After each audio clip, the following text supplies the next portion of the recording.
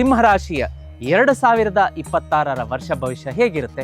ಗುರುಗ್ರಹದ ಆಶೀರ್ವಾದದಿಂದ ಹೊಸ ಹೊಸ ವೆಂಚರ್ಸ್, ಹೊಸ ಹೊಸ ಅವಕಾಶಗಳು, ಹಣಕಾಸಿನ ಉನ್ನತ ಮಾರ್ಗ ತೆರೆದುಕೊಳ್ಳಿ. ಅದೇ ರೀತಿಯಾಗಿ ಫಾರಿನ್ ಕನೆಕ್ಷನ್ಸ್ ಅಂತ ಹೇಳುತ್ತೆ.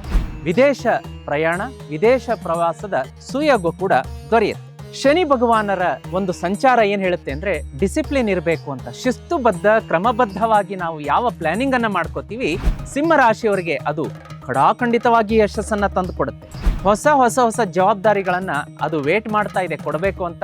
ಖಂಡಿತವಾಗಿಯೂ ತಗೋತೀರಾ ಮತ್ತು ಅದರಲ್ಲಿ ಯಶಸ್ಸನ್ನ ಕೂಡ ಕಾಣ್ತೀರಾ ಅಂತ ತೋರಿಸ್ತಾ ಇದೆ. ಪವರ್ ಪ್ಯಾಕ್ಟ್ ಆಗಿರುತ್ತೆ, ಅಂದರೆ ಹೆಚ್ಚಿನ ಪ್ರಮೋಷನ್ಸ್, ಸ್ಯಾಲರಿ ಹೈಕ್, ಹೊಸ ಕೆಲಸದ ಅವಕಾಶ, ಸ್ಟಾರ್ಟಪ್ ಮಾಡಿದ್ರೆ ಅದರಲ್ಲಿ ಸಕ್ಸಸ್, ಸ್ಟ್ರಾಂಗ್ ಕ್ಲೈಂಟ್ ಕನೆಕ್ಷನ್ ಆಗುತ್ತೆ, ಫಾರಿನ್ ಕೂಡ ನಿಮಗೆ ಅಪಾರ್ಚುನಿಟೀಸ್ ಇರುತ್ತೆ. ಈ ಎಲ್ಲವೂ ಕೂಡ ಬರುತ್ತೆ May, June, July, August, September ತಿಂಗಳಲ್ಲಿ. ಬಹಳ ಒಳ್ಳೆಯದು ಅಂತ ಹೇಳ್ಬೋದು.